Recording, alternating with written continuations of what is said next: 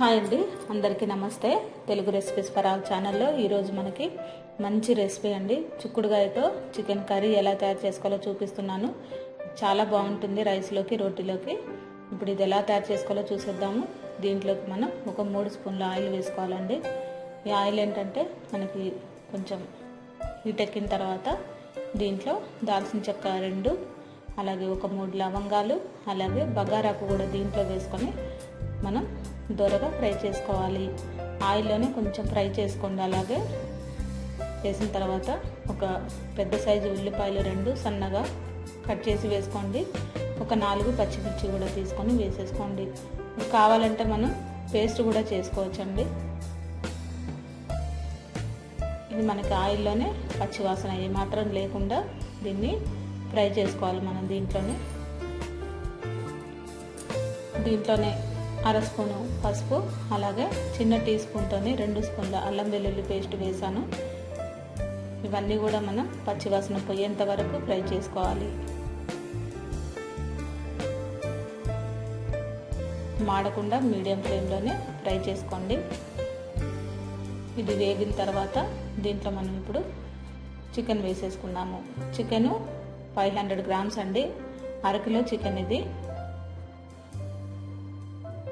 మీరు లెగ్ పీసులు కూడా వేసేసుకోండి, ఎందుకంటే మనకి చిక్కుడుగాయతో ఉడికిన లెగ్ పీసులు చాలా బాగుంటాయి. టేస్ట్ మనకి సపరేట్ మనం చికెన్లో చేసుకుంటాం కదండి, అలా కాకుండా చిక్కుడుగాయతో చేసేటప్పుడు కూడా లెగ్ పీసులు వేసుకోండి, చాలా బాగుంటుంది తినడానికి. అలాగే దీంట్లో మీ రుచికి తగ్గట్టు ఉప్పు కూడా వేసేసుకోండి. ఇది మనం కొద్దిగా ఫ్రై అయిన తర్వాత, చికెన్ ఆయిల్లో ఫ్రై అయిన తర్వాత ఒక 2 స్పూన్ల కారం వేసుకోండి.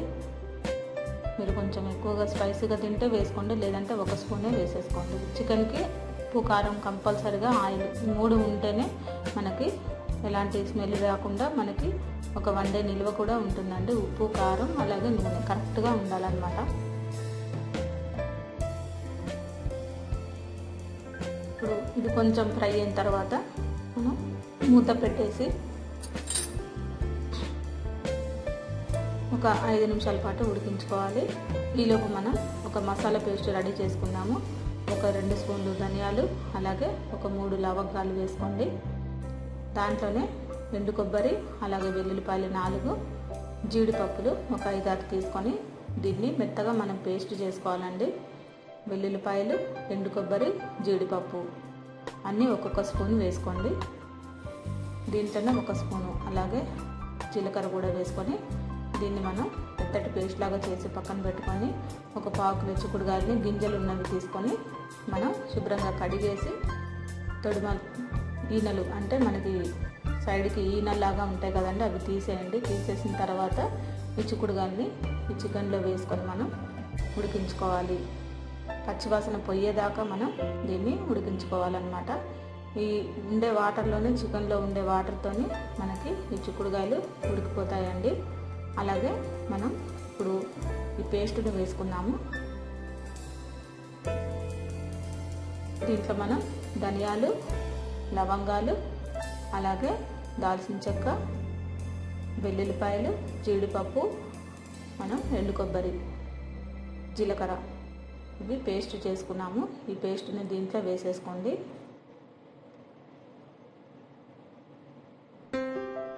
ఈ పేస్టు మనకి దీంట్లోనే ఉడికిపోతుందండి, పచ్చివాసన అంతా కూడా. కొంచెం మనం ఒక 1/2 గ్లాసు వాటర్ వేసుకున్నాము. ఈ మిక్సీ పట్టుకున్న పేస్ట్లోనే కొద్దిగా వాటర్ వేసుకొని దీంట్లో వేసేద్దాం మనం.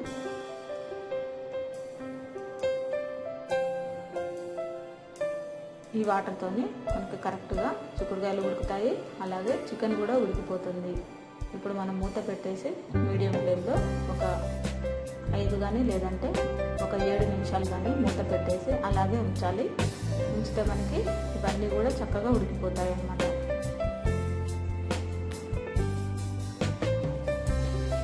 చూసారు కదా, ఈ విధంగా మనకి ఆయిల్ కొంచెం పైకి తేలేంత వరకు ఉడికించుకోవాలి.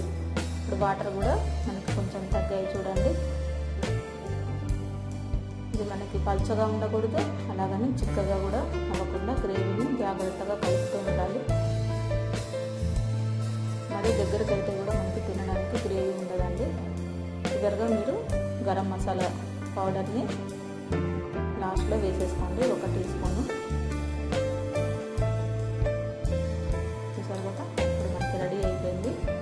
దీంట్లోనే మనం ఈ బగారాకుని తీసేద్దాము.